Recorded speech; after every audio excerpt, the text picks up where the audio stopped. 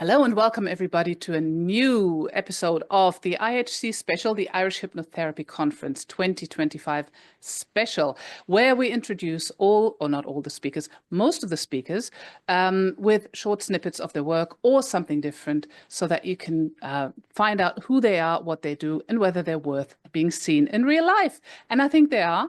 And today we have Turan Mirza, who's going to be talking about, just a second. At the conference, is going to be talking about how hypnotherapists can gain from street hypnosis. We're going to go into that at the end again. But for now, Turan is going to show us and to talk about how you can step into the client's mind. Super. So welcome everybody. Thanks for joining me. If you're joining me live, if you're watching the YouTube, then thanks for tuning into the YouTube. Either way, what I'm going to be doing is talking about stepping inside the client's mind. I'm going to give you some of my experiences, and again, I'll explain in more detail what my background is, but the majority of that, well, I started out doing street hypnosis, no intention of doing therapeutic work. So this is really about what I've picked out of street hypnosis and how street hypnosis has helped me. It's not going to be the same talk as I'm going to be talking at the Irish Hypnosis Convention in April. So please come along to that as well to learn even more at a different level. So overview. Bottom line is really what I want to talk about is my improvisational skills and how I've learned my improvisational skills from street hypnosis. Now, there's the tumbleweed. How can you have slides if you're going to improvise? So I have put a bit of a slide structure. It's just to keep me from rambling on for the next 3 hours. Maybe some of you enjoy me rambling on, but I just want to try and keep this to about an hour or so. So overview of what I'm going to talk about. Obviously going to explain who I am if you don't know me, give you some of my background. I'm going to talk about how I learned hypnosis, some of the terms I use just to make sure that we're synchronized between what I'm talking about and what your understanding of these terms are. I'm going to give you my number one piece of advice. I'm going to tell you where I got my advice from. I'm going to give you some practical tips with evidence. So I'm going to show you some video footage of how I gained that knowledge. And then I'm going to answer any questions at the end. And I say there's a big slide obviously saying any questions at the end, but what I'd rather do is have someone just come off mic and say, Tran, just about that, can you give me more information on that, or can you explain that maybe a bit better or a different way? I'm not going to be looking at the chat box too much because I'm trying to focus on you guys. So I'd rather you come on voice, and obviously from a YouTube point of view, they're not going to see the comments in the comment section. So rather than put a question in the comment section, I'm not going to be insulted. I'd rather you come off mute and just say, Try, can I just stop you there? Okay. And obviously, if the question is about to be answered in a slide's time, I'll say, just hold on a minute and come back to me. Does all that make sense? Give us a thumbs up from those that are on camera. Give us a thumbs up. Perfect. Right. And if you want the slides, I'll tell you how to get the slides at the end. So you can get the slides. And again, like I said, I'm going to show some footage. Some of those footages are on YouTube already. So again, I'll give you the links. You'll get the links to that associated with the slides, so you can watch the fuller videos. What I'm going to do is just show you snippets of these videos to convey certain points. So who am I? If you haven't heard of me before, well, I'm a husband to my wonderful wife, the lovely lady in pink. There you go, that lovely lady here in the middle. My wonderful wife of 35 years. 35 years. I'm a father to 4 wonderful children and now a daughter-in-law. Just over a year, just past their first year anniversary of marriage, and we're expecting our grandchild in February. So excited and looking forward to that one. I'm an engineer. For 27 years, I wrote software. I was a manager for software engineers and then became a director of engineering. So I was managing software engineers, mechanical engineers, and electronics engineers. So my background is very scientific, but in terms of this career, this where I am now, I'm a hypnotist. I work, if you haven't figured that out yet, between the logos on the slides and the logos on my t-shirt. I work and trade under the name Feel Good Hypnosis. So if you want to find me on any of the social medias, whether it's X, whether it's Facebook, whether it's Instagram, whatever, just search for Feel Good Hypnosis and you'll see this logo.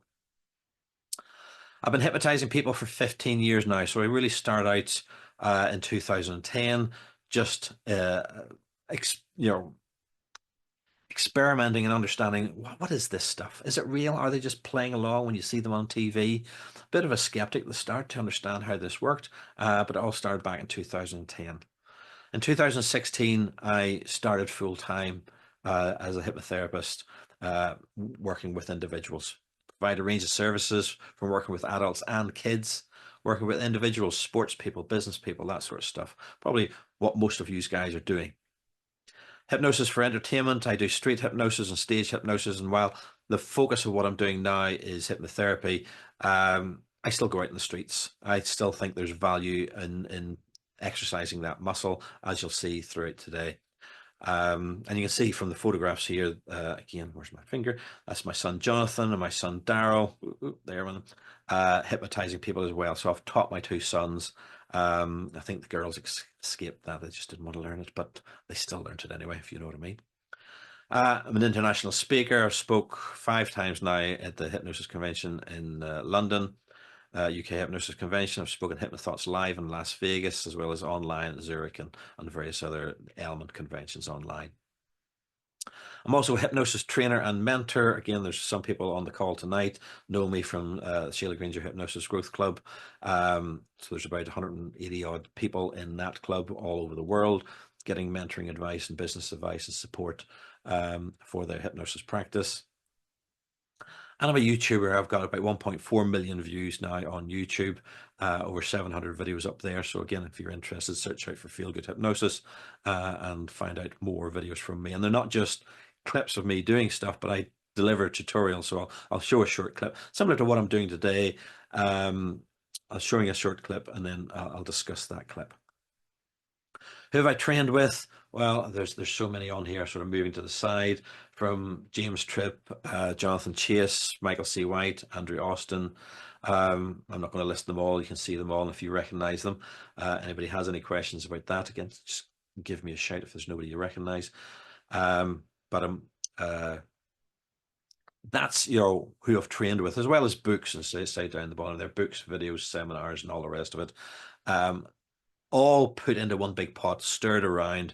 A few things have probably fallen out of the side of that pot. And I've made my own concoction of hypnosis. I think everybody does that. If anybody says, well, I trained with so-and-so, so that's the way I do it. Everybody takes on their own bent with it. That's my experiences from both mentoring people and just looking at my experiences and looking back on the way I was trained to do it was probably not the way they taught in the first place. So some terms, NLP is versus hypnosis. For me, NLP is hypnosis, okay? NLP, even if you watch, and I'm going to probably show my age here by saying, if you watch some of the very early VHS tapes of Bandler, he actually says that he wanted to bring hypnosis into business places, but he knew hypnosis was a weird word to bring into a business environment, so he created this NLP, neuro-linguistic programming, phrase and term to introduce hypnosis into businesses. And it's a quite conversational process, but it's still hypnosis.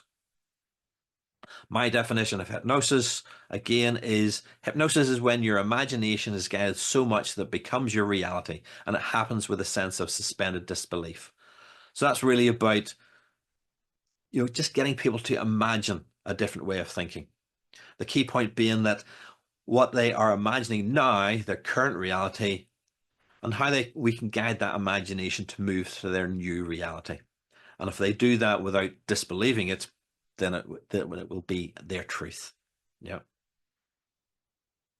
So my building blocks, no scripts. Again, there was a bit of a discussion of mention of Carl Smith's name. He's very much about scriptnosis or no scripts. I don't use scripts. And when I say that, it's not that I don't look at a script to see how someone was formulating an idea or a method, but I've never in my time just read out a script to someone. I use segments, bits and pieces. As you watch some of the clips I'm going to show today, you'll say, well, he did that and he said exactly the same thing to the next person and the exact same thing to the next person, which implies it's just the same old script every time, but there's always nuances. And again, this is part of what I want to convey today, is how we change and adapt as we move along. So rather than, you know, having a script, I think of, you know, little building blocks, or maybe even more like that kids putty, Play-Doh or whatever, that you can mold and script and change the way you want to in the moment. So my number one piece of advice, the number one piece of advice, is watch and listen. Okay. And who do you watch and listen? Well, not to me. Well, I'm going to ask you to watch and listen to me for another wee while, but really it's you know, not about the trainers. It's about watching and listening to the clients, because the clients tell you what you need to know to tell them how they need to change. Yeah. They write the script. And if you're responsive to what they say, well, then the session just flows. And you'll, again, I'm going to show practical, you know, examples of that. So it's about watching and listening to what the client says and being responsive in the moment. And when you understand that, you understand why a just blanket script is not going to be as effective. I love Melissa Tears, and again, I want to give credit where credit's due, or where I can remember to give credit. She's very famous for saying it's all made up. Yeah. And it really is about making it up on them in the moment in response to the clients. Of course, I couldn't just have one number one piece of advice. My second number one piece of advice is intent, knowing this stuff works. I've, you know, again, mentoring a lot of people and said, well, I want to do this, but I'm not sure about that. This stuff works, right? And it's not about this stuff works because I know it works. This stuff works since the ancient Egyptians, the ancient Chinese, you know, millions of years ago. Hypnosis is not a new thing. And again, you know, there's often talk about, oh, what course will I go on next? What course will I go on after that? You know, hypnosis is hypnosis. There's all these little brand names and words to help sell the way that, you know, an individual trainer, you know, sells something. But really, it's just down to understanding that hypnosis works, and having that intent that I can hypnotize someone when I walk into that situation. I know I can hypnotize them. Believe it, believe it, the process, believe in the process, and believe in yourself. Okay. Know that you can do this, know that they can be hypnotized, and just do it. Again, we talked about that. Just do it. Who were I'm trying to remember who we were talking to earlier. I'm just saying, just do it. So when do we do it? From the moment of first contact. Okay. So even when I get a call from a client and say, hi, I've got anxiety, I wonder if you can help me. By the end of the phone call, I'm saying to them, I'm looking forward to helping you change. Okay. So that's a very conversational hypnosis, very NLP type style, you know, suggestion that they will change. There's a presupposition in there that they will change if you say, I'm looking forward to helping you change. In fact, even when I send out the email to them after the conversation to say, this is how you pay, click on this link, here's the map to find me, etc., etc., I'll say, really looking forward to helping you change. So I'm reinforcing that right from the moment of first contact. Yeah. Even the intake form, again, I send an intake form. I know some of you guys will wait till the first session and fill in an intake form.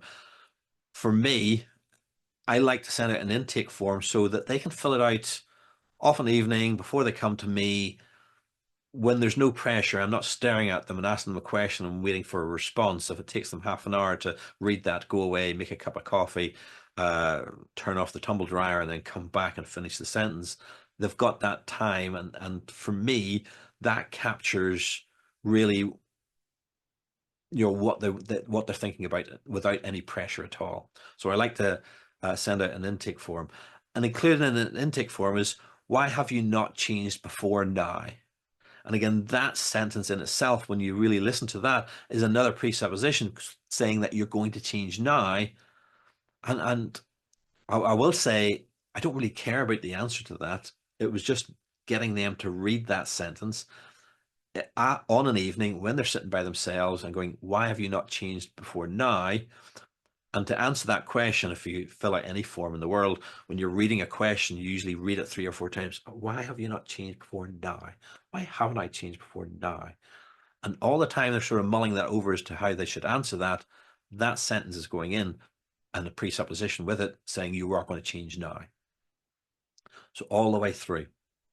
Even at the start of the session, when they come into the room, Now they fill out the intake form before they've arrived. The night before, I always like to ask them to send it back, but the night before or sooner. When they fill in the form, I already know what they want to change. So why do I need to ask it again? I'm asking it in the moment, as soon as the session starts. So what are we going to change today? Because of that presupposition in that. So don't feel, oh, I better not ask them what they want to change because they've already told me in the phone call, and then they fill it out in the intake form. They've told me 2 or 3 times. I'll look silly or stupid, like I'm, forgetful if I have to ask them again. I'm asking them because I'm implanting that presupposition again. Excuse me.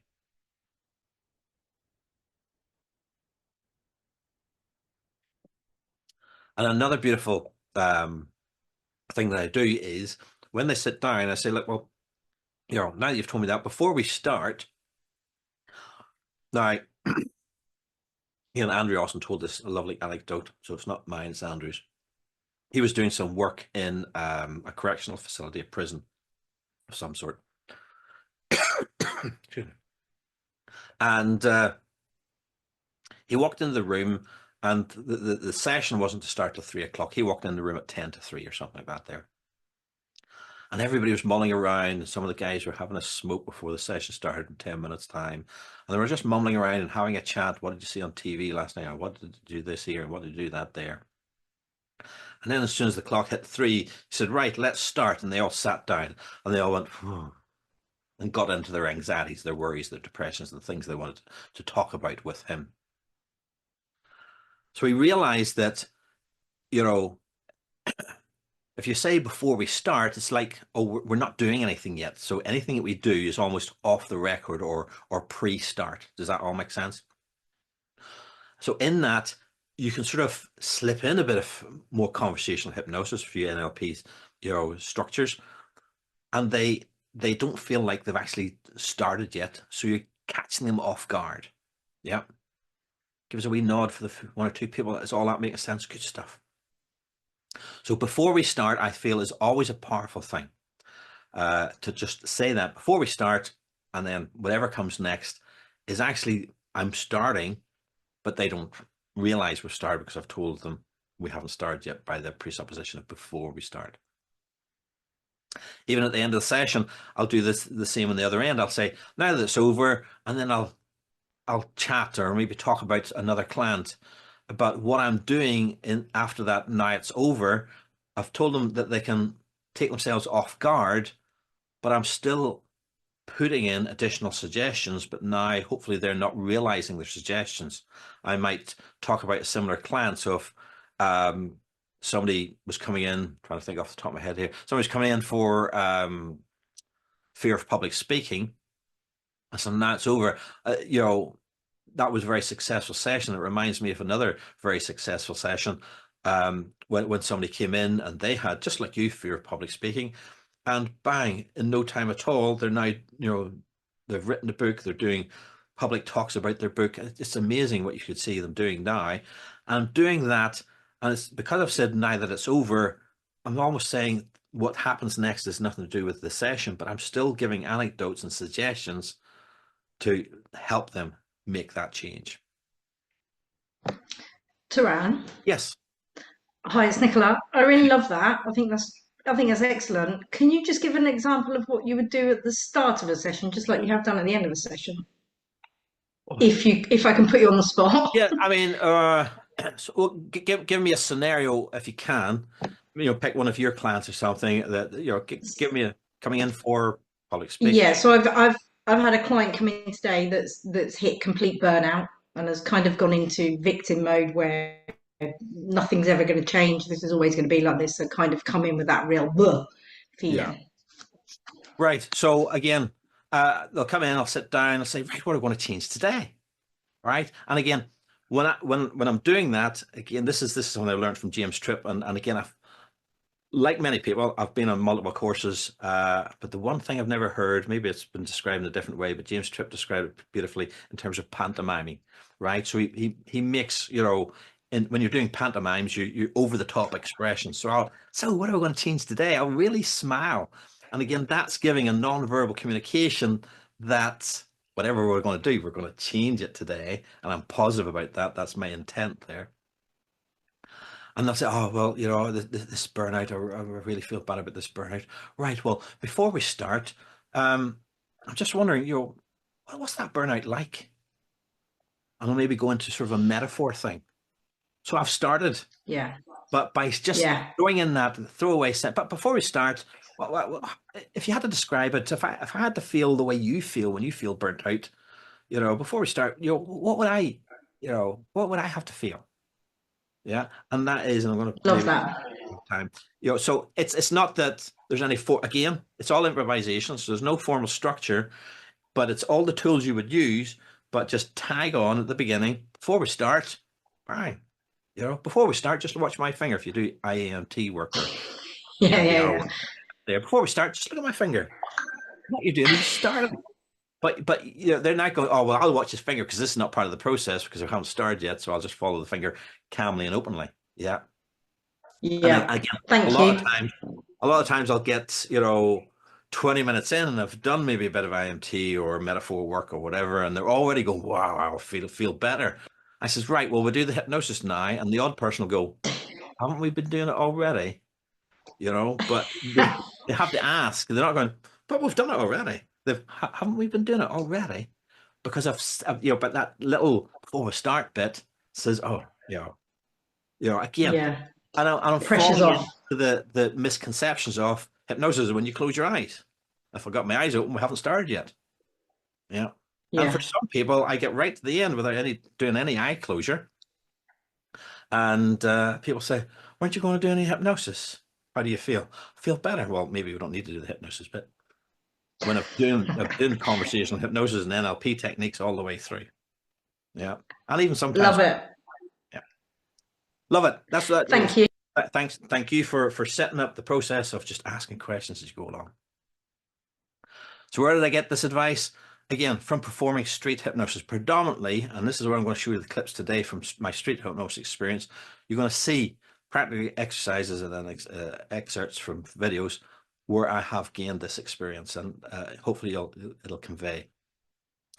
From many wonderful trainers, all the trainers I showed you earlier, you know, I've already talked about Melissa Tears, I've talked about James Tripp, and even things like Justin Trance, the phrases like Justin Trance would say, you know, dare to feel. I love that phrase, just dare to feel. I think I might jumping ahead to one of the other slides where I actually give them the credit on it. But, you know, just give it a go. And from peers in hypnotherapy, use guys, you know, having conversations. Again, this is why going to things like conventions and the Irish Hypnosis Convention, a conference, you know, come along to that. It's mingling. It's those coffee afternoons and those you know, tea breaks, lunch breaks, dinner breaks, where you just get to mingle with your peers and get that support is where it's so invaluable. So gathering it from all areas. And from my clients. Again, my clients teach me, and again, you'll see the examples in the videos. These people taught me how to help and respond from just hypnotizing. When I say clients or subjects, whatever you want to call them, when you're hypnotizing someone in a sort of a more casual way. So first bit of advice is echoing the client's words. So say what they just said. Can't be that simple. Can't be just simple. Right now, I'm going to play this clip, and this clip is a lady that, so I was at a well-being fair, and I was doing demonstrations, and she was on another stand, and she'd been watching me for some time, so she had that knowledge, that confidence that I could hypnotize other people. So she comes up to me. What you're going to hear is what I do when I'm doing street hypnosis, and I mic up and I record 24/7 for the 3 or 4 hours I'm there. I record for the whole 3 or 4 hours. But to save battery on the camera, to save memory card on the camera, and for legal permissions to video, I don't record until I ask for permission. So you'll hear me halfway through this. The first bit of footage is just a still image. You'll see a little countdown to when the live footage starts. But I played the audio because it captures beautifully. She walks up to me and says, I don't think I can be hypnotized. So what I want you to do is listen for how many times I simply say exactly what she said and very little else. Okay. So that might get the old man's glasses on. Share the screen. Oh, stop share. I didn't hit the play audio. Share screen. Share sound. If there is any issues with sound or video quality, please do shout out. But hopefully you can hear this. And like I say, these clips are on YouTube. This clip is only 2 minutes 40. The whole video is 20 minutes long. So I'm just taking excerpts out of this. So here goes. I suppose I could never be hypnotized. You couldn't, could you? I don't think you could. I'm afraid to say. It just doesn't happen because there's only one way that it could happen. There's only one way that could happen. But I don't think it would work for you. But then, as you think about it now, maybe there is just one chance. Maybe there is just one chance. Have you been a hypnotist before? I went to all like shows and all. You went to shows. It never worked for you. So maybe you were raging, weren't you? Because you want to experience hypnosis. And you're just wondering now if I could be that one person that could hypnotize you where other people couldn't. And that would be worth trying it now. Do you mind if I record? No. Just record. Can't get the staff these days, never tell them. You're happy to disappoint. Well, you know, I am a married man, so I have disappointed women before to say no more. It's not right. And your name is? Julie. Julie, look at your hand. Look at the lines in your hand. Pick one spot and one line. That's right. And just continue to stare at that spot. As I move that hand towards your forehead, notice how that hand almost seems to drift towards your forehead all by itself, without any conscious thought on your part. There you go. There you go. As that hand moves slowly towards your forehead, notice how your eyes begin to change focus. That's right. And you can close your eyes down now and let that hand continue to float there towards your forehead all by itself. Knowing when that hand touches your forehead, your legs will support you, your back will support you, but you'll drift into a wonderful state of hypnosis. Your hand will drop down by its side, your head will drop down to your chest. And you'll just lay way down, deeper, deeper, deeper relaxed. The deeper you go, the more relaxed you feel, the more relaxed you feel, the deeper you go. And you continue to hear all the sounds around you, and people talking in the background, helping you to absorb yourself into a wonderful. So 1, 2, 3, open your eyes. You look about take a drink. We'll wait.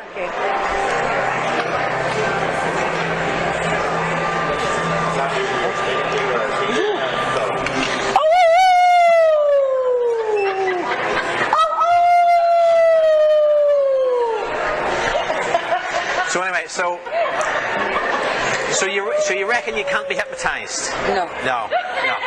And you've been to, here, take a drink while we're waiting. Take a drink. And you say you've been to several hypnotists before. It doesn't work. Doesn't work. Okay. So I'm nervous. you are nervous, aren't you? No, moving on to the next one. So, what do you think of that? Do you think she was hypnotized? Well done. How many times did I simply say exactly what she says? She says, I can't be hypnotized. I said, no, you can't be hypnotized. I've been to other hypnotists. You've been to other hypnotists, you know. I'm happy enough to be disappointed. You are happy enough to be disappointed, aren't you? All the way through that, I was just echoing back what she was saying. And at the moment I reframed, I didn't go for a no, everybody gets hypnotized. It's an internal process and blah, blah, blah, and a bit of science and bits. If you say something that they're not saying, you're basically saying you're wrong, you're a liar. Yeah, you're putting up a wall. I can't be hypnotized. Yes, you can. You just don't understand it. I mean, that's just causing a conflict. So when she says, I can't be hypnotized, that's right, you can't be hypnotized. I've tried, I've went to others. You have tried, you've went to others. In fact, you know, there's only one way you could be hypnotized, I said. So I'm opening that door of possibilities. And then I said, but it probably wouldn't work on you. I closed it again, right? Because I want to stay with her and her world and her mindset that she can't be hypnotized. But I said, you're wondering now, but maybe I could be that one. And again, at that point, that's a total guess. That's a total mind read, right? That's a total just made it up in the top of my head. But she's walked over to me and asked me. So there's a fair chance that guess, that lie, is actually a truth, right? So it's like a pace and a lead. The main thing is I paced her experience. I didn't try to conflict her experience, right? I just said what she said. And slowly I said, so you're just wondering, so maybe we should try it now. And then bluntly cut, do you mind if I record? Presupposition that we're going to record something happening. Yeah. Another reason why I like street hypnosis, if you are doing street hypnosis, number one tip is to take a camera person and record, because when you're recording, that's a presupposition itself. Do you mind me recording you going into hypnosis? Presupposition, you're going to go. And then just the end clip there, like I say, that's the very end of 20 minutes of me hypnotizing her. She thought she could see Marilyn Monroe over in the corner. She was doing Irish dancing. Her feet were stuck to the floor. So I did a myriad of things with her. But right at the end, you see me still saying, so you can't be hypnotized. No, I can't be hypnotized. Well, there's no use us doing any more than if you can't be hypnotized. Yeah. Any thoughts, any questions about that? Going once, going twice. Give it a second. No, clear is clear. Good, good. Right, clip one, and this is going to play because I had it. Right, clip two, I'm nervous, and you practically heard it as it spilled into the next video. So I'm going to share the video, share the screen again. This is at a anime costume event. It goes on every year, so you'll probably see me several times in these videos with people in costumes. Again, it's just reiterating the idea of echoing what she's saying, stepping into her world, starting where she is, rather than trying to conflict.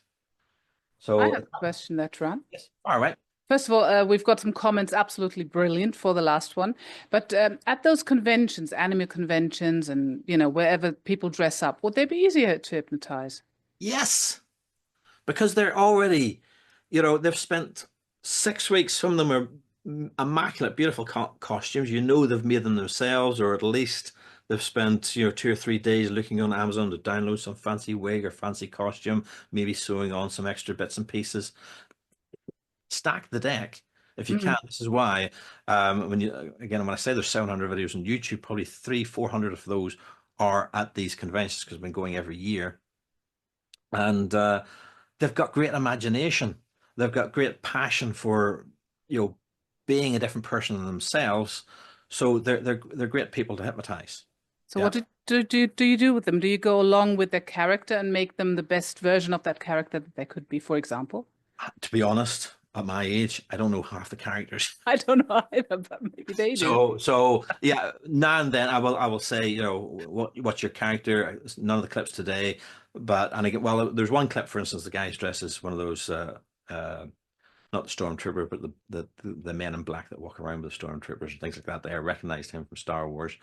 So I'll try and maybe do that where I can, but generally it's just, again, keeping to the simple stuff of giving them an experience, sticking their feet to the floor, making them forget their name, those sort of routines. As with the lady, you can't find your mouth, or you can't, every time he's drinking, if you hadn't figured that one out, every time she drinks a drink of water, she'll howl like a hyena or like a wolf. But then she won't remember howling. So right at the end of that skit, I'm saying, why are they laughing? And she's going, I don't know. Why are they laughing? Because she doesn't even realize she's done it. Yeah. Thank you. Good stuff. So again, listen out on this one for just how I echo exactly what she's saying. As before, there's a little bit, I'll play it on for a few minutes just so you can see her going to hypnosis, see how good the trance is. So enjoy this one. Here we go. Nervous. You are nervous, aren't you? And do you realize that being nervous helps you go into trance? Does it? It does. Okay, so loose, limb and relax. Just loose, limb and relax. Let me just loose, limb and relax. You're perfect. Put your feet together, make them touch. Stand up straight. Okay, I'm going to rock you backwards and forwards. Okay. Okay? Just keep your feet steady. Do not move your feet. Now, you see, you're bending. Okay. So just don't bend. straight. Just straight. Okay? I will hold you. There you go. Perfect. Perfect. There you go. And I'll rock you backwards. Perfect. Excellent. Okay? Loosen limp. That's it. You're perfect. You're doing perfectly. Feel this. That's right. Feel this now. What's that like? Like, really? That's it. Just go with it. I'll catch you if you go to fall. Watch that hand. That's right. There you go. What was that like? There you go. Weird. You're doing great. Watch that hand. Just look at that hand. There you go. You feel that now? Because you're not doing that, are you? It's getting faster and faster now. Faster and faster. There you go. Getting higher and higher. Almost as if there's a beautiful helium balloon tied to that wrist. Isn't that cool? Then in a moment I'm going to ask you to just close your eyes down. When you close your eyes down, I'm going to tap you on the right shoulder. When you tap on the right shoulder, you're just going to melt into me. Close your eyes down now and sleep now. Deeper, deeper. So really the part I wanted to emphasize was just that very first part when she says, I'm nervous. And I says, you are nervous. Rather than say, don't be nervous. This is going to be fun. We're going to have a good time. The minute I say something like that there, I'm saying you're wrong and I'm right here. Yeah, I'm the authority and you shouldn't be nervous. What I said was, did you know being nervous helps you go into hypnosis? And in that moment you heard that, does it? And seeing her face, hopefully you'll agree, she was a lot more relaxed from the moment I said that there. So again, it's listening out, and there's a great tendency for us to say, no, we're the experts. You shouldn't be, you're not going to be nervous. It's going to be fun. Don't worry about it. But step into where they are, be with them, and draw them out at a nice, easy pace that they can be pulled out with. Yeah. Same with the, I don't think I can be hypnotized. Yeah, you can't be hypnotized, can you? And there's only one way, and that's probably, it probably won't work. Yeah, I did it nice and slowly because I knew she'd reinforced a suggestion in her own mind because she's been another hypnotist and because it hadn't worked, that it probably wouldn't work. Any questions about that second clip? Good. Oh, again. Yeah. This is pacing and leading. Okay, following the client's lead. Again, it's expand on what is happening to them, not what you want to happen. Again, the great tendency is you've been taught this one induction and you want to practice one induction, so you can just stick to that one induction. But what I'm going to show you next is this next clip coming up where I tried one thing. I started off, I think, with the sway hypnosis induction that you saw in this video, in the last video, and then I had to change. So notice how it happens, how I set smoothly. I can change from one induction to the other. Just go with me, arms down by your sides, nice loose lip and relaxed. Let's see, sure don't grab your hair. Just loose lip and relaxed. Loose and relaxed. Loose and relaxed. Just let your hands drop into my fingers. That's it. So, say. Oh, I'm sorry. Okay, you get the idea? Right, let your loose lip and relax. Just let your, like a rag doll. Perfect. When I drop the hands down, just let them drop down. There you go. Now you pulled your hands down. If you can't follow my instructions, it's not going to work. Do you want to be hypnotized? Yeah. Right. Listen a minute. Tell you what, we're going to do something. We're going to do something else. Are you left or right-handed? Right. Right. This one. Yeah. This hand is. Yeah. Okay. I want you to put your arm out nice, stiff and rigid. Stiff and rigid.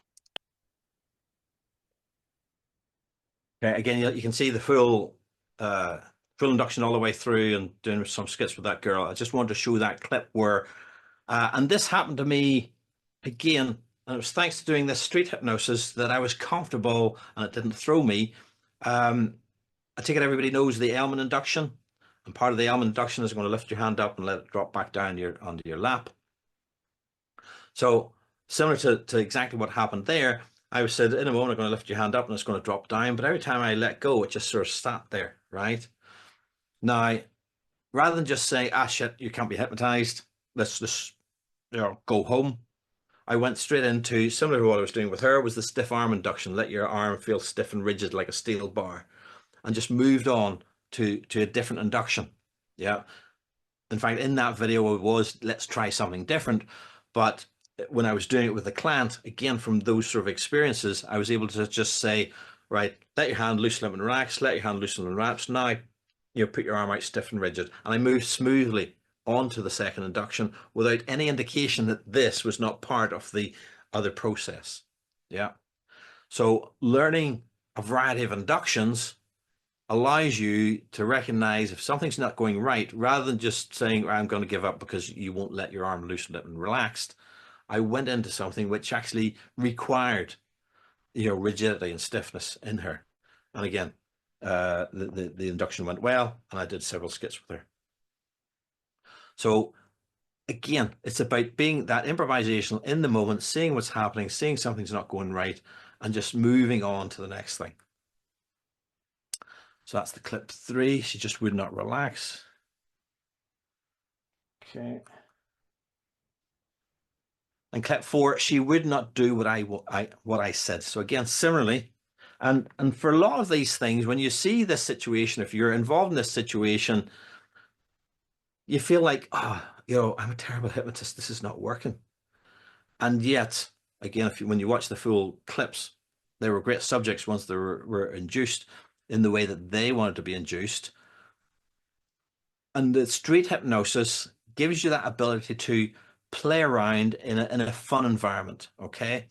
What you don't really want to do is be faced with these things when you've got a paying client in the room, right? There is a sense of responsibility. And I was nearly going to say pressure, but that would be a hypnotic suggestion. There's no pressure. But there's that sense of responsibility to say, right, they're a paying client, they're coming to stop smoking, so I need to get on with just getting them to stop smoking. Whereas these guys have stopped them. If it doesn't work, yeah, I've still learned something. And I say, go on your way. Maybe the time just wasn't right. And again, maybe not today, but there are other clips where I've shown situations where it just hasn't worked. But I've got the feedback that it wasn't, it was just the whole environment wasn't right. So let's again share. Sorry about jumping on and off the shares. Right.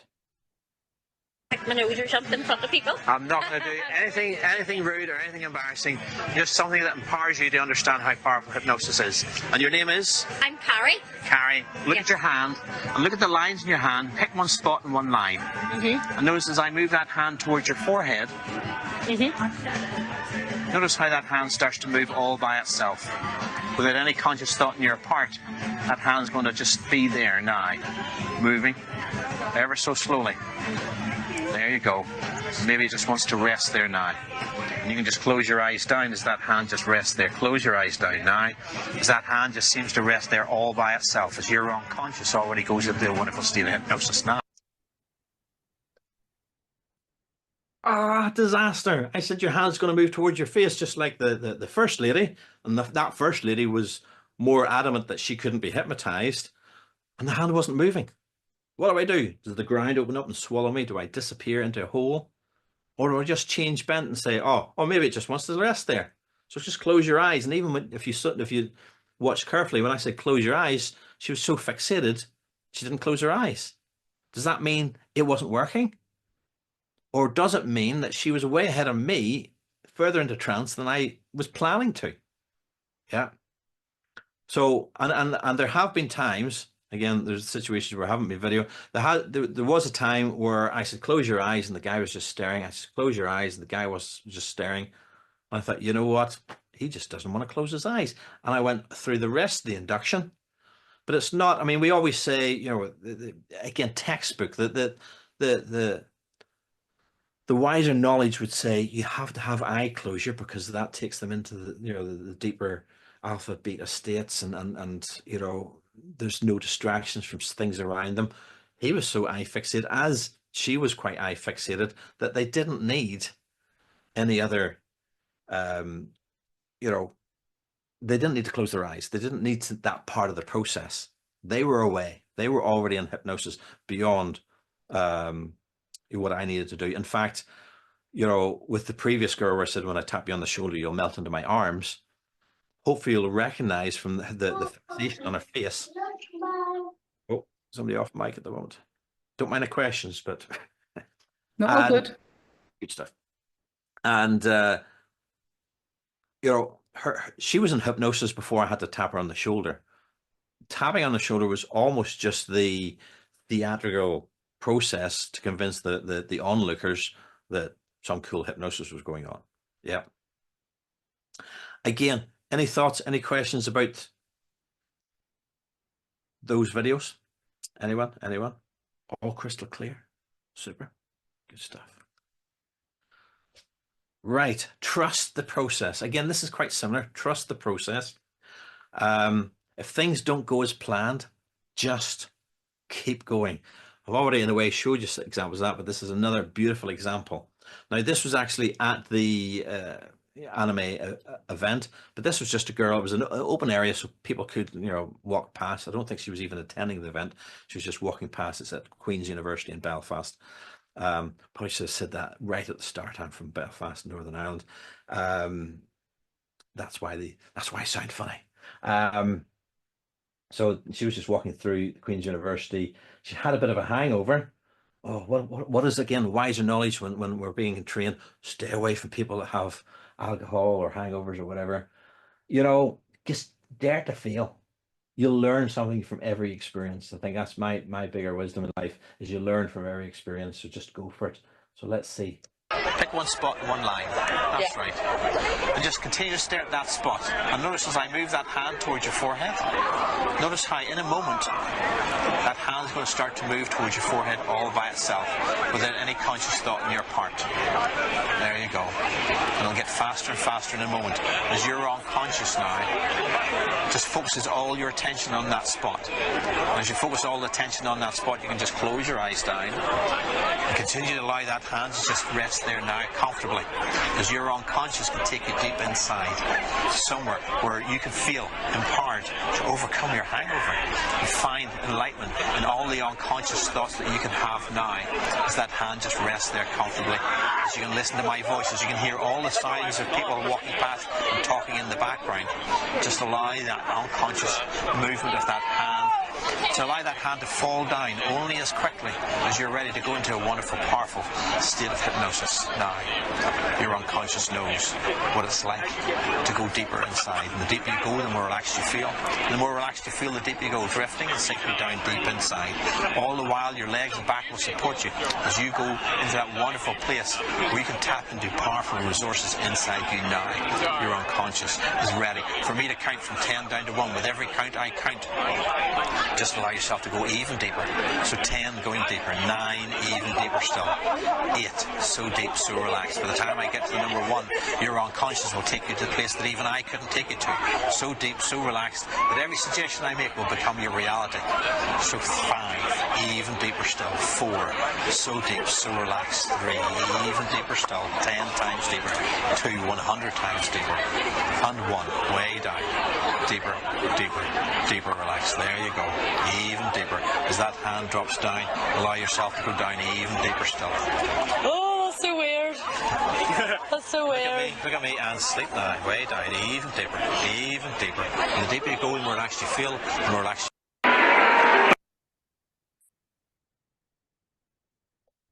Thoughts, feedback? Get some interaction going here. Check you're still alive this time of night. Right, I love that. I think you handled that brilliantly. And my interpretation of that was a little bit of the conscious doing that fear, but shit, I'm going, so I need to kind of bring myself back. But I think that was really good. That's it. Again, similar to the last lady, I said your hand will come towards, and it didn't come towards. So what did I do? I just said, notice how it just rests there comfortably. And again, that's something that gleans from sort of Milton Erickson's ambiguous touch, where you just touch them randomly. as if it has some meaning. Just notice how that calm could just rest there comfortably. Yeah, I just jumped into that without, going, the hand's not moving. If I told him not moving, everybody around me watching me in the background is going to be saying, he's a fake. He doesn't work. It's not right hypnotist. They don't know what's supposed to happen. She doesn't know what's supposed to happen. So if I say, now it's just resting there, all of a sudden, that's what it is. And you can see the stillness in her face. She was going nicely into trance. And then even there's that jerkiness to their hand moving down, and that freaked her out. And she went, Did I stop and go, right, okay, you can't be hypnotized. You've had one too many last night and this hangover's too much. No, that's right, close your eyes. Go back down into sleep. And she went back down. And again, if you watch the whole video, again, several routines, and giving her a little bit of a suggestion to not have such a bad hangover by the end of it. Yeah.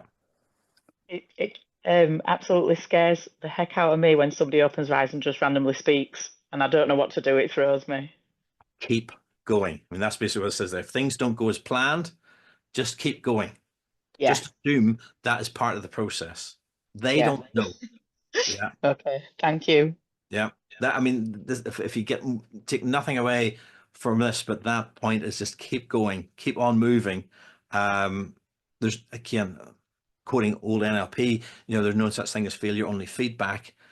If it doesn't work, fine. I mean, the very first time, I was lucky. Well, I say lucky because, again, there's a lot of things. It's not just about being a good hypnotist or having a good subject.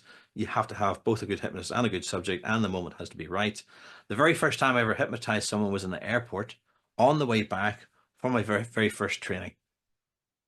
And I hypnotized a girl and stuck her hand at the table.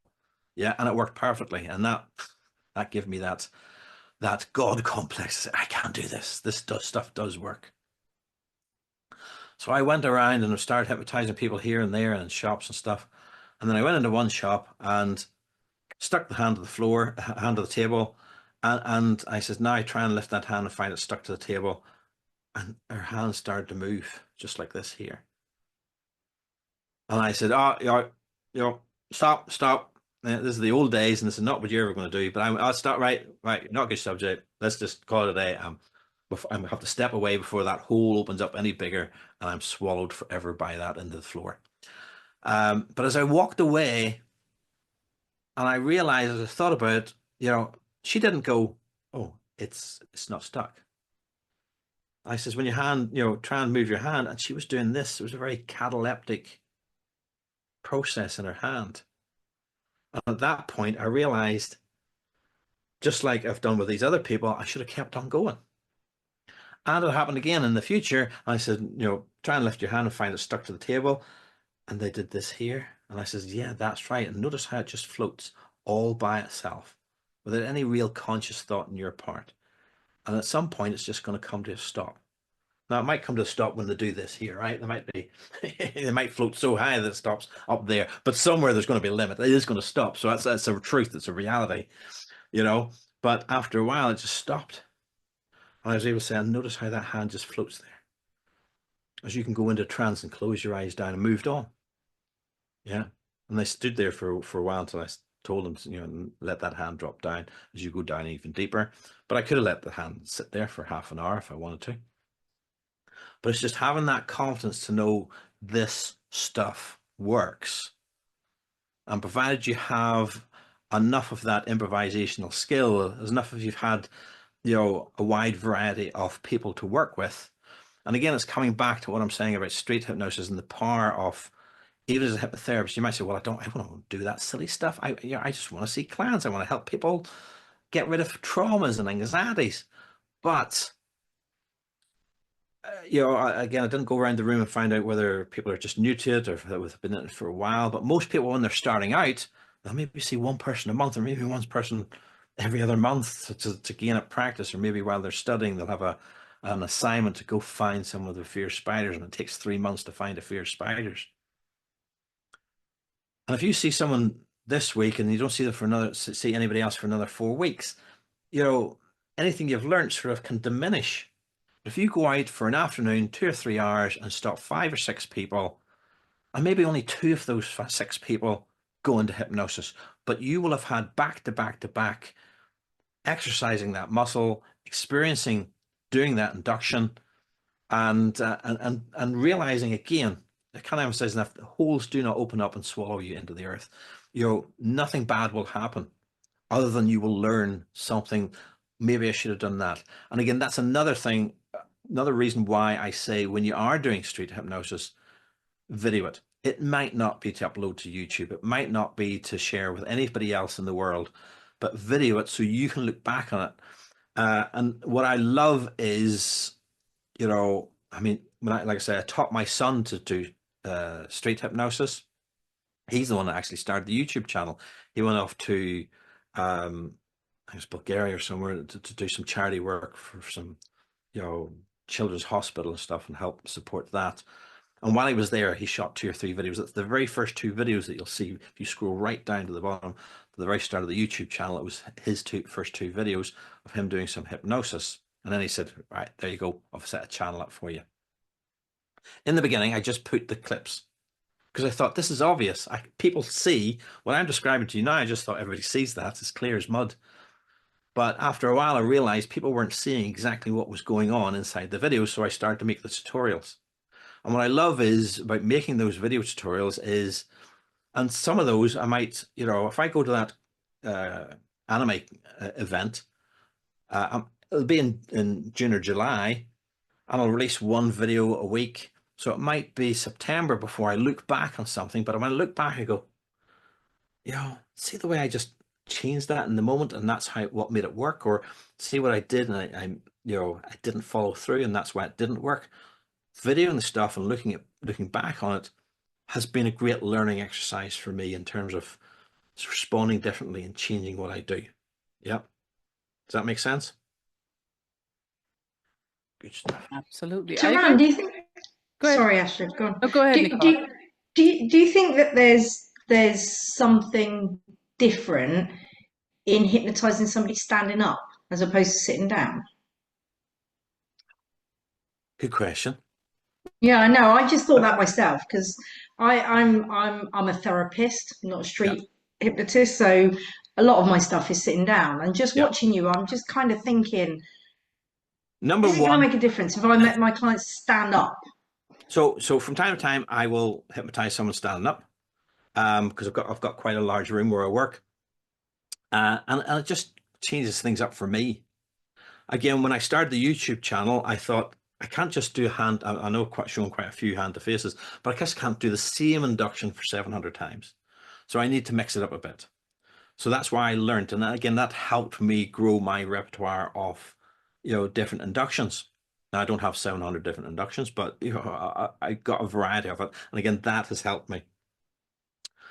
And if you watch the early videos, again, I was safe. I did it while I was sitting down, and then slowly, as you watch the videos, it is more dramatic. It is more, to me, theatrical and sensational to see someone being hypnotized, being really relaxed, having their arm flopped down by their side, but yet their legs and back are supporting them beautifully.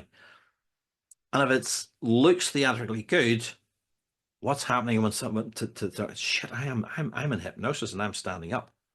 So that's powerful as well. That was exactly my thought, that perhaps the process that goes on for them is different standing up than what it is sitting down. So it's a really, okay. So again, go for it.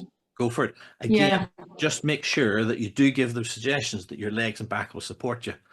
I was I went to Las Vegas 3 times, and one of the times, Sean McAndrews, great guy, he was doing a class during the day. I didn't attend the class. I was just flown in that afternoon, and I got my t-shirt on to go out on the strip to do some hypnosis. And as I walked out, his class was just on their way out to do some hypnosis. Sean being Sean, he had a very big class, so they had to go in 2 buses onto the strip. This was back when it was in the Orleans, and they got a bus into the strip. So of course, half the class was, we're going to find Sean. What are we going to do? This is a disaster of an evening. And I said, look, don't worry. I know where the good spaces are. I'll know where Sean is. And if we can't find Sean, hey, you can hang out with me. Big of me. And but most of them obviously wanted to go find the person they've been training with all day. But there's one young lady said, look, yeah, I'll hang out with you. So I'd found 2 people, and I was doing the magnetic hands. The girl's hands came together perfectly, and you'll see this in a moment in another clip. The other person's hands, the fella's hands, didn't come together too well. So I thought, let me focus on her and I'll work with her. I can come back to him, or maybe just leave him. Yeah, but we'll work with her. Because I was focused on her, what I didn't realize is the young lady that was with me, he had said to her, oh, I really wanted to do that. She says, okay, I'll give it a go. But what she didn't do is say, you know, as you go into hypnosis, your legs and back will support you. So I'm busy working with the girl, and her hands are stuck together by this stage, and I'm, you know, nicely inducing and going into the deepener. And I just look across, and this guy is just melting. And I had to dive and grab a hold of him to keep him from falling over. So it is important, you know, to give those waking suggestions before the induction starts, that, you know, you will remain standing, because it's not natural that it will do that, or that not taken for, shouldn't be taken for granted that it'll be done that. Make sense? Answer the question? Good stuff. It does. I would like to just say Sean Michael Andrews will be at the conference as well. Indeed. And he's going to talk about performing killer demonstrations. So maybe you and Sean can both teach us a little bit on the side there. You never know. You never know. Be at the conference. That's the 5th and 6th of April in Dublin. Be there. Get the tickets now, and get them early bird before the 29th of January. Oh, yeah. Back in the room, buy us a drink. Okay. Happy days. Your turn. Okay, inductions. Oh, what happens when it just fails? Oh, disaster. Again, hopefully I'm showing you, and there's a theme here to all this, that there's situations where things just aren't going right. Can I pull it back on track? Well, move on with what you were going to do. Anyway, that's clip 5. So that's clip 5. The suggestion didn't take. What happens when you make a suggestion and they don't accept that suggestion? Let's see. Can I recover from that one too? Surely not. I'm not that good. Let's see. Just as quickly as you remember where your mouth is, the number 7 just disappears from your mind. The number 7 disappears from your mind. Just imagine that 7 being written on a white blackboard and just being erased from your mind. You know how to count. 1, 2, 3, 4, 5, 6, 8, 9, 10, 11, 12. That's how you count. That's how you've always counted. Nod your head that you understand. So 1, 2, 3, open your eyes. Feeling good? Yep. Take a drink. Make sure you quench that thirst. There you go. That was easy. That was easy. So tell me this. Let's do a counting game. Hold your hands up. Count out loud for everybody. So out loud. 1, 2, 3, 4, 5, 6, 8, 9, 10, 11. 11 fingers. Yep. You've got 11 fingers. Did you come in with 11 fingers? Let's just double check that. 1, 2, 3, 4, 5, 6, 7, 8, 9, 10. Sleep now. Just that number 7 is erased from your mind. Erased from your mind till I tell you that it's coming back. Really erased. Just imagine that number 7 erased. 1, 2, 3, 4, 5, 6, 8, 9, 10, 11, 12. That's how you count. That's how you've always counted. So 1, 2, 3, open your eyes. Let's do that again. 1, 2, 3, 4, 5, 6, 8, 9, 10, 11. Okay, stuff. Maybe it's because we're counting up that you've got 11 fingers. Let's count down. How many fingers do you usually have? 10. 10. 10. 11. 10. 10. 9. 8. 6. 5. 4. 3. 2. 1. 0. Well, I suppose you've got 0 fingers left if you've counted.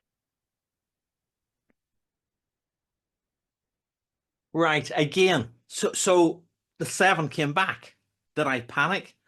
Did I stop the whole show and say, go away, you're embarrassing me now? No. What did I do? I just dropped him into hypnosis again. Again, he was already in hypnosis. I dropped him into the eyes closed state and just reinforced the suggestion. Now, I never mind this, 7 coming back, or if they remember the name or whatever. I never mind that, because it reminds me and it tells me that when he missed it the first time, he was genuine. If I had him in there, he would have said it. Yeah. And when we do it again, going up and down later on, and it's missing, if it hadn't been accepted, he would have said it. So it gives me that confidence to know when it's not there, that he's not just playing along. In fact, when you look at his expression, 11, and I said, how many fingers do you have? 10. Start counting, and he went 11, 10, 9. You know, that's not the way you count 11, 10, 9 if you only got 10 fingers. So that tells me he's in that, you know, acceptance of suggestion state. Yeah. And that's so powerful. And again, for a lot of the times what we're doing when we're working with clients is saying, you know, just let that anxiety just disappear. Let it float away from your mind. Let that worry and depression just fade away like a balloon floating up in the sky, whatever we do. We can't actually see that. We can't get the immediate feedback. When you do some street hypnosis, you're getting immediate feedback. Yeah. And again, watching, which I assume is his wife, the lady with him, you know, laughing and giggling, you know, she knows him. She knows he wouldn't do this. So her responses is give me, you know, multiple feedback as well, that this is really working well, and he wouldn't have gone along with it just for the fun of it, just not to embarrass me. Yeah. Again, hopefully that all makes sense. Any I thoughts? have a question again. Yep. Do you see any difference between suggestions in street hypnosis and suggestions in therapeutic work at all, besides the direct feedback? Beside the obvious, as you're not going to say you forgot your number, you're going to forget your anxiety. But apart from that, no. In fact, like I say, when I started in street hypnosis, when I started in hypnosis, my hypnosis journey, I had a successful job. I had, you know, a good career, and I was just doing this as an interest, as a hobby, as an idea, as a thought, you know, how this stuff works. It always sounds terrible when it comes out. I had no intention of helping people, but you know what I mean?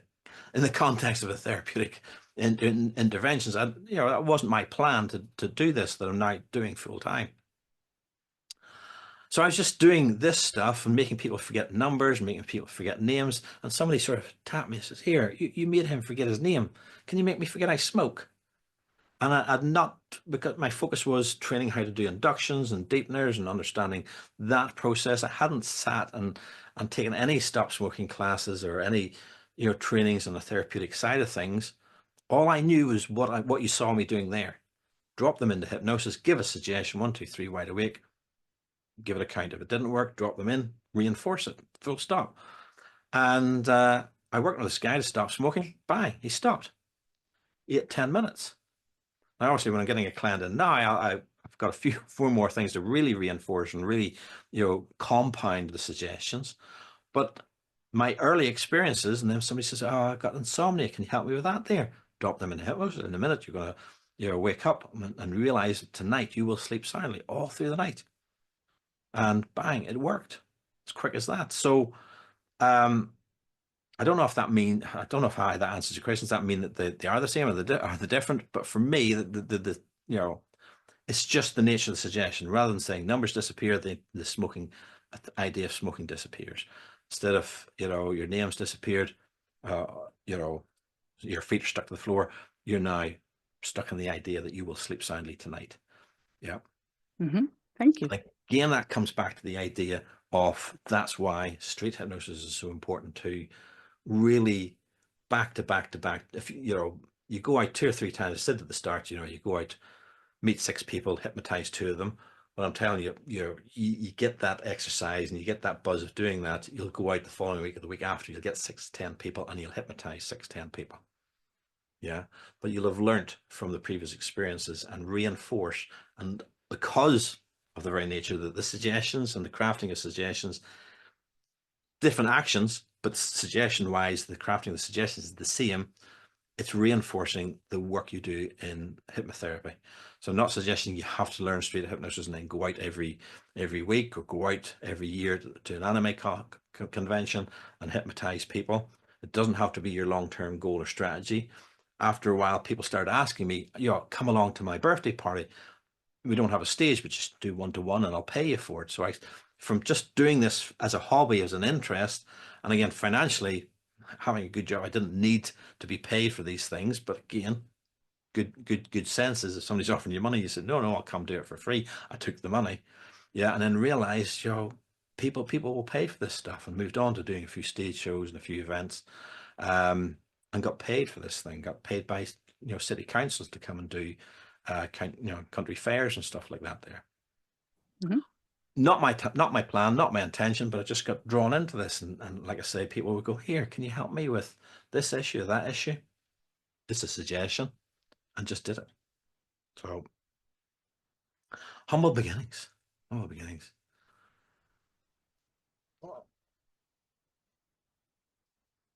pressing the wrong button.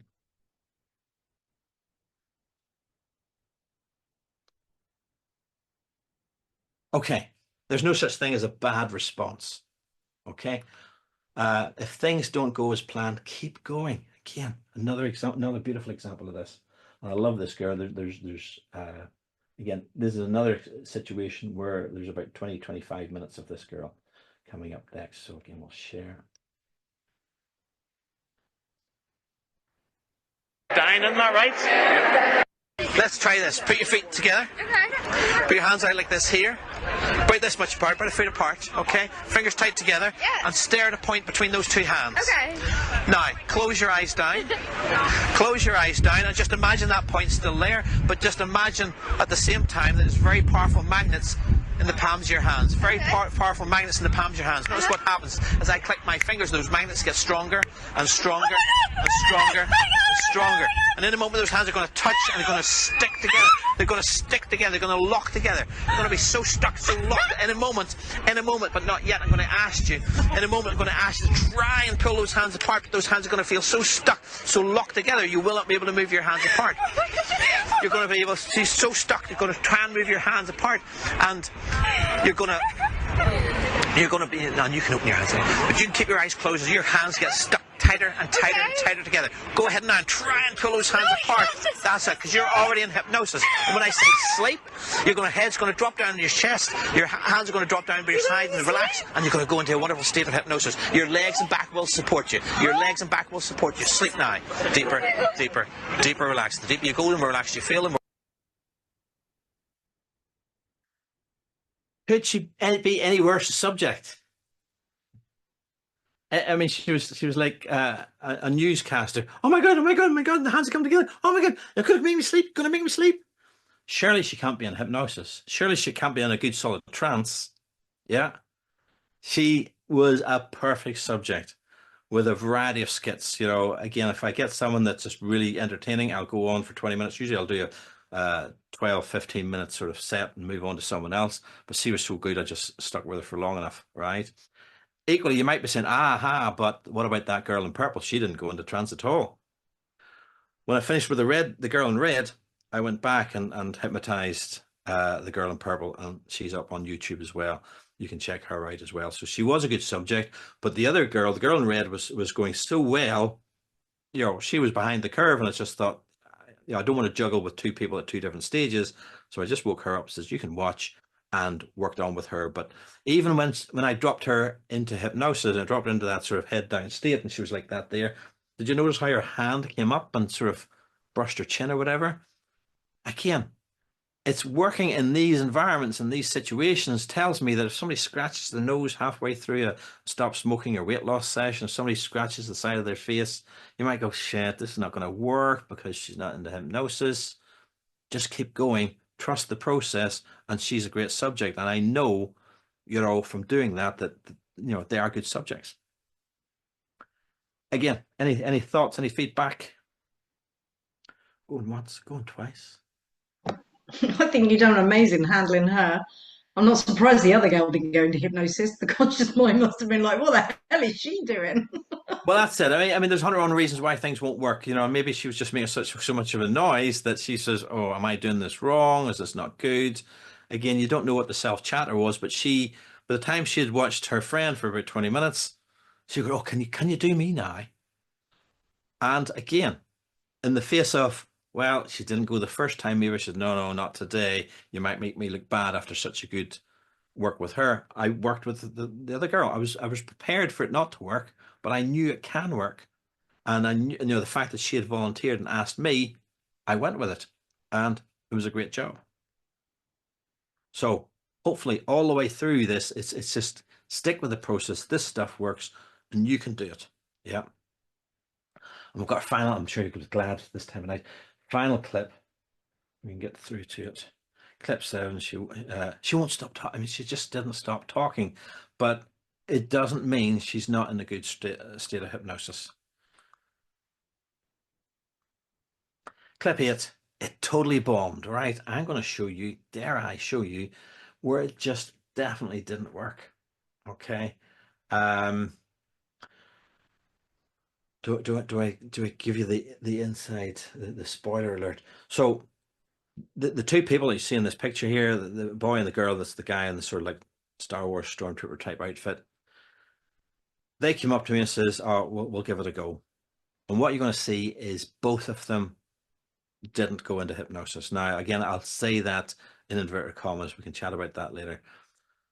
As I said, I record 24/7. So we videoed him, turned off the video camera because they stopped. We walked around, I hypnotized several people. And because I could look at the audio track, I was able to determine that 42 minutes later, he came back to me without her. And he said, "You know, I want to try this again." So you'll see a clip of this now. Did it work second time? I think you might know the answer. Let's see. Like, that's it. What's that feel like? Strange. It is strange, isn't it? Because you are already in hypnosis. That hand is starting to get higher and higher and higher. In a moment, I'm going to say the word sleep. Your head will drop down to your chest, and you'll go back into this wonderful state of hypnosis, going 10 times deeper. Nod your head that you understand. So 1, 2, 3. Open your eyes. What's that like? Come over here. Come over here. What was that like? Weird. Look at me and sleep now. Way down. Sleep. Way down. Okay. All right. Were you a bit nervous? Yes. You were a bit nervous, weren't you? Wait, where the hell did you go? Again? You want to go again? Yeah. Less nervous this time. Less nervous this time. Right. Grand I want to see if it actually works this time. It does work. Right. You've seen it work? Yes, Yeah. seen it work. It will be stuck to the back of your mind. Nod your head that you understand. So 1, 2, 3. Open your eyes. Check your feet can move now. Isn't that cool? And I didn't catch your name. Your name is? Chris. It's gone now. What's your name when you try and say it? You'll not miss it. I'm Stuck. Locked and stuck. Locked and stuck. Really try and say that name. The harder you try and say it, this disappears. I'll keep an eye out for you. You know your surname? Yes. Your surname is? Robertson. And your first name's gone? Chris. It's gone now. What's your name when you try and say it?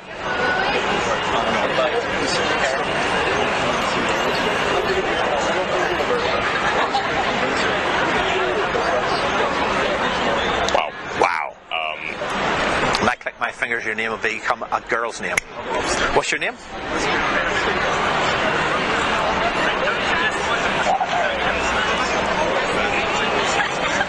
I'll start you out. Your name is Mary. Your name is Mary. What's your name? Mary. Hi, Mary. How do you do?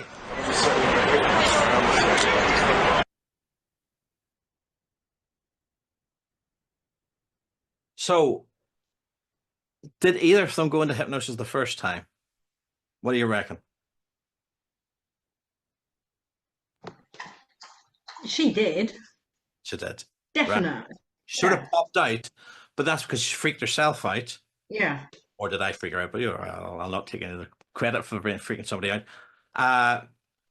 But did I stop? I did attempt, as you saw in the other ones, just sleep, just go back, right? Because I had that confidence to know this can still work. I can still recover this. But I didn't recover it. But when I bounced off her, were you nervous? She admitted, yeah, I was nervous. And even when she was disoriented, oh, where'd you go? Where'd you go? Oh, there you are. Stand right in front of me. Yeah. So to me, yeah, it did work, but she didn't want to be there. And that's no disrespect to her. And you know, to respect her, we didn't continue. But then, as you saw, and there was a bit, like I said, the full video on YouTube's complete. I just wanted to show segments of the failure, in inverted commas failure, because I think it did work. Again, why did he pop out? Maybe, you know, there's 101 reasons. Number one, those two were probably, there was two, I'm pretty sure were the first two I approached that day. So they hadn't seen me doing it for anybody. For all I knew, I was in costume because it was a costume event. Maybe I wasn't a real hypnotist and I was just playing and pretending. Yeah. Maybe that's why it didn't. Maybe he didn't want to look on macho in front of his girlfriend. I don't know if it's girlfriend. I'm assuming it was his girlfriend. Didn't want to look unmacho by doing, clucking like a chicken or doing something silly. Maybe he thought he would steal my wallet if I hypnotized him. There's 100 reasons why it wouldn't work. Now, what's wonderful is if he hadn't come back, I'd just chalk that down to, oh, failures, terrible. I'm a terrible hypnotist. There's that hole starting to open up again and swallow me. But no, I just carried on. I hypnotized other people. He saw that, and from seeing me do it, he said, oh, maybe there is something to this. I would like to experience that. And whether it's coincidence, he didn't come back with his friend, and he went into a beautiful trance. There was times where his name came back to him. Again, what do? Let's move on to a different skit and pretend that never happened. Your name's gone. Every time he said, Chris, your name's gone. And again, second time around, it stuck. When I renamed him to Mary. Mary? You couldn't believe it. Yeah. So keep on with the process. I think that's the key thing that I want to get across. I'm going to, I have another, let's see. No, stop.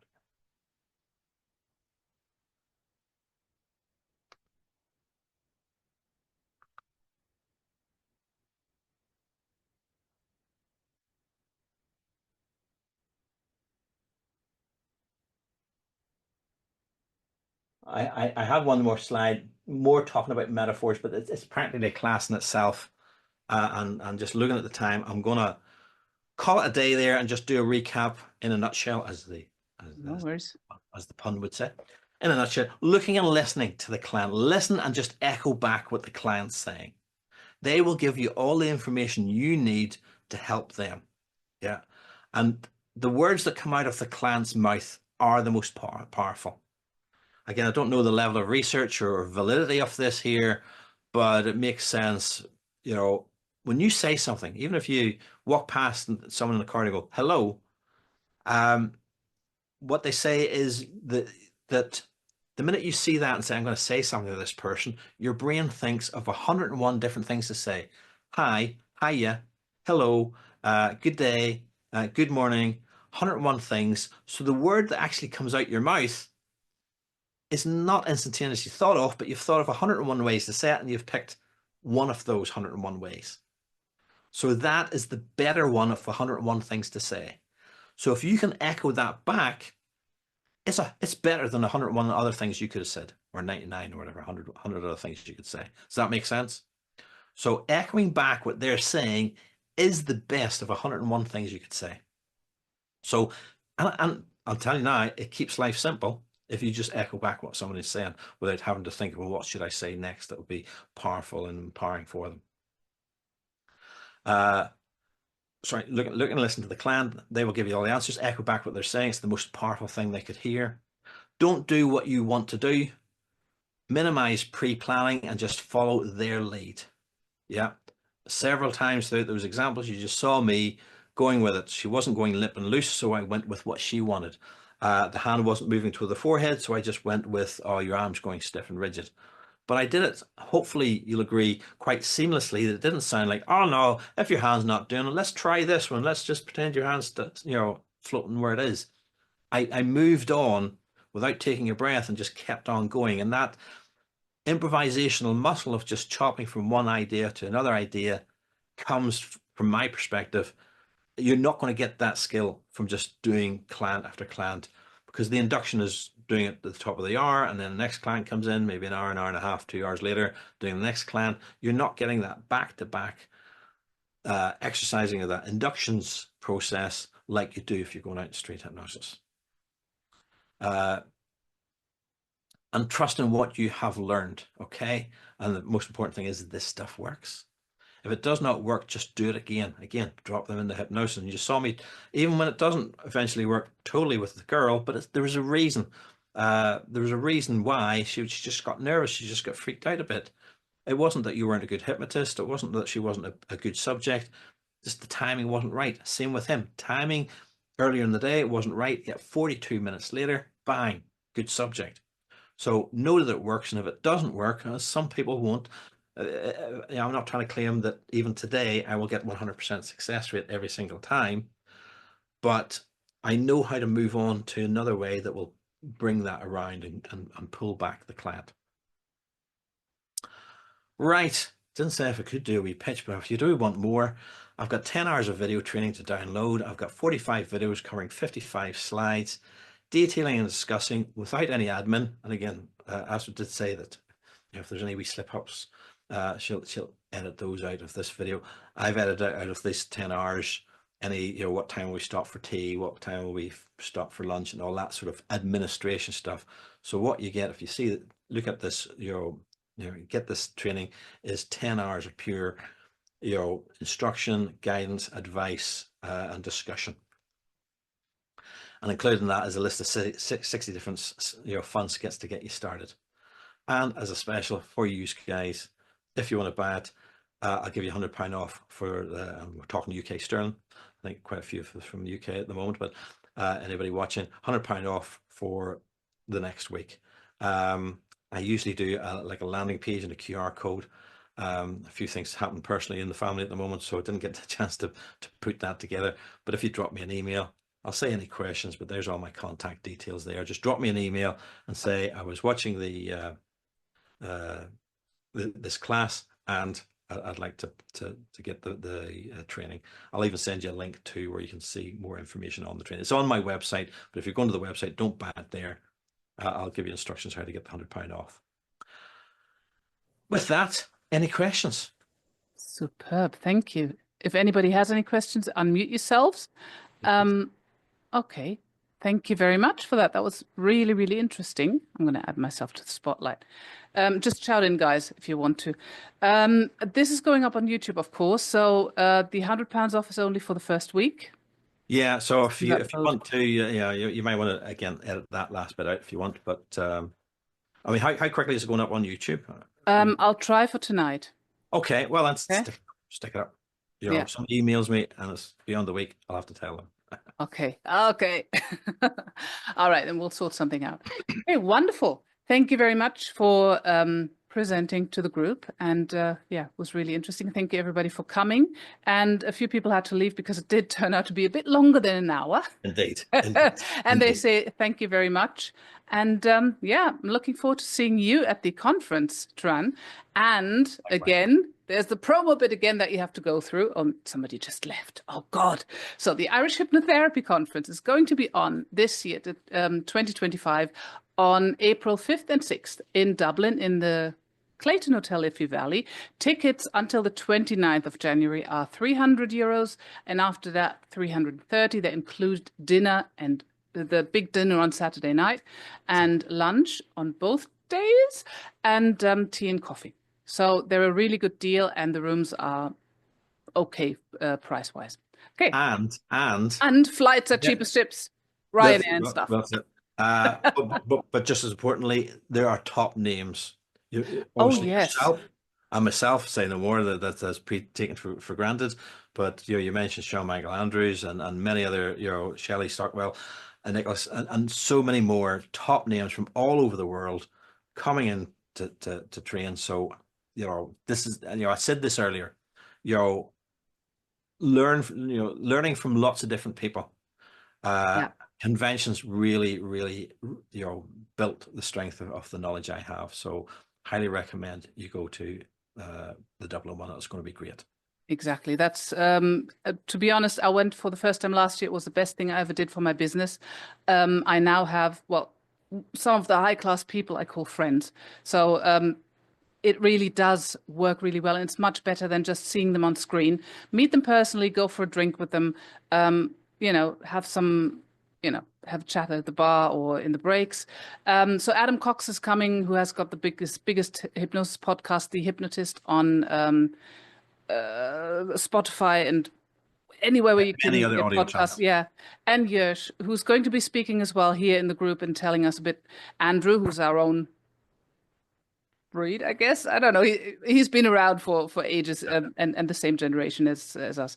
Brenda Rhodes, Claudia Ricard, who's already been here, Cormac Colleran, Christodora Biolescu from Spain, Dan Goyette from Michigan, Daniel Brown, who's already presented here, Frederick Mao, who has an incredible presentation. I saw his presentation at the UK convention. Yes. Gary Cole's Hypno-Oncology, Giancarlo Russo from Spain. Oh God, sorry, Italy. Grant Morrell, amazing about business. I think he's talking hands-ready with from Hypnosis. Absolutely amazing. I'm looking forward to meeting him finally. Hypnosis healers, and I'm not going to drop all names. Yeah, I am. All good. Runner All Fraser. good. All top people. I'm really looking at this. It's going to be a brilliant weekend. Oh God, there's way too much. Look at the website, Irish Hypnotherapy Conference.ie, and yeah, have a look and come get tickets, and I'll see you all there. Hopefully, I'll be speaking on tinnitus. So that's it for now. Details, so give us a shout if anybody wants more information. Yes, go contact Turan and everything else. Okay, I'm going to stop recording now guys. and shut up. Thank you for coming, everyone. Thanks, Turan. That was absolutely amazing. Thank you.